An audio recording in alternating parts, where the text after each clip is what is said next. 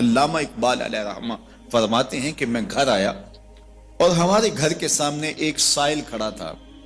سائل چوں قضائے مبرم ہے، جس طرح قضائے مبرم ہوتی ہے، ٹلتی نہیں ہے، اس طرح وہ ٹلنے والا ہی نہیں تھا. میں نے اس کو لا کہا بابا چلا جا، معاف کر، لیکن وہ ضد کر کے گھر کے دروازے کے اوپر کھڑا تھا. میں لاؤبالی کی عمر تھی تو سکول سے آیا تھا، میرے ہاتھ میں چھوٹی سی چھڑی تھی تو میں نے اس کے کاسے کے اوپر ماری تو وہ کاسا ٹوٹ کے گر گیا اور اس کے اندر جو سارے دن کی ریزگاری جمع کی تھی وہ بھی بکھر گئی. تو کہتے ہیں کہ وہ ریزگاری اکٹھی کرنے لگا اور میرے والد شیخ نور محمد اندر سے کہیں دیکھ رہے تھے تو وہ باہر آئے.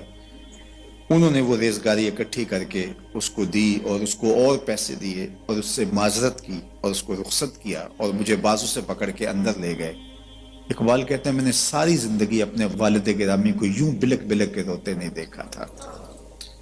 میرے والد نے مجھے بٹھا لیا اور کہنے لگے کہ اقبال، اگر قیامت کے دن رسول اللہ نے پوچھ لیا کہ تیرا بیٹا فقیروں کے کاسے توڑتا تھا تو بتا میں حضور کو جواب کیا دوں گا.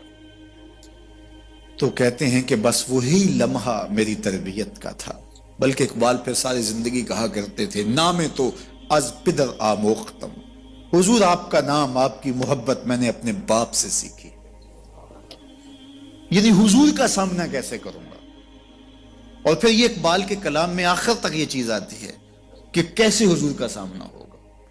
تو غنی از ہر دو عالم من فقیر، روز محشر عذرہائے من پذیر، گر تمی بینی حسابم ناگزیر، از نگاہ مصطفیٰ پنہا بغیر. اقبال بھی پھر آخر میں دعا کرتے ہوئے اللہ کی بارگاہ میں عرض گزار ہوتا ہے مالک تو غنی ہے، میں تیرا فقیر بندہ ہوں، تو مجھے یوں ہی معاف کر دے، میرا حساب نہ لینا.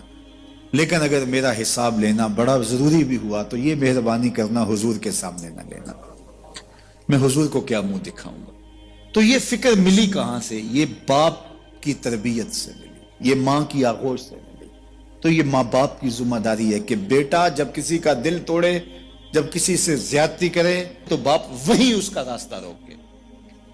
اور ایک فقیر کا لاؤبالی پن کے اندر کاسا توڑ دیا اور باپ نے پھر ایسی تربیت کی کہ اقبال ساری زندگی لوگوں کے دل جوڑتا رہا، ساری زندگی بتاتا رہا کہ انسان کی اصل صورت کیا ہوتی ہے. دل نہیں شاعر کا ہے کیفیتوں کی رستخیز، کیا بتاؤں کہ درون سینہ کیا رکھتا ہوں میں، در غم دیگر بسوزو دیگر آرا ہم بسوز، گفت مت روشن حدیث گر توانی دار ہوش، کہہ گئے ہیں شاعری جزویست از پیغمبری، ہاں سنا دے پڑھ کے ان کو پیغام سروش.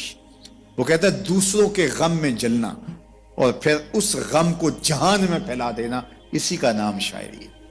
پھر اقبال نے وکری شاعری کی، شاعر تو اور بھی ہیں لیکن اقبال کہتا ہے شاعری از مثنوی مقصود نیست، بت فروشی بت گری مقصود نیست، کشتائے انداز ملا جامیم، نظم و نثر او علاج خامیم.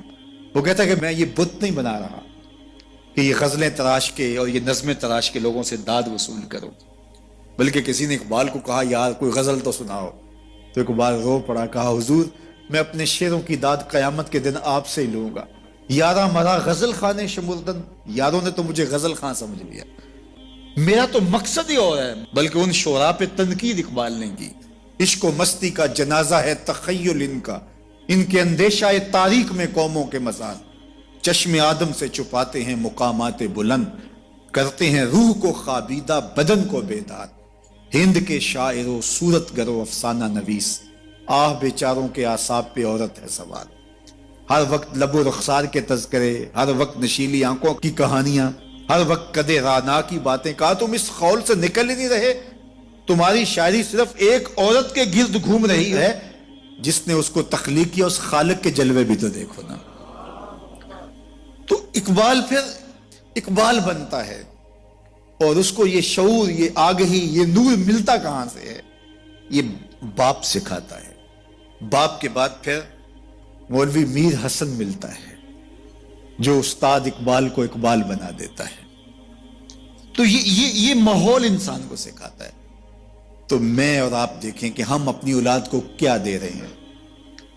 تو کبھی بھی اپنی اولاد کو اس کی اجازت نہ دیں کہ وہ کسی کمزور پر ظلم کرے. جب کمزور پر آپ کی اولاد ظلم کرتی ہے، زیادتی کرتی ہے، تو پھر وہ بڑی ہو کر کے ظالم بنے گی، جابر بنے گی۔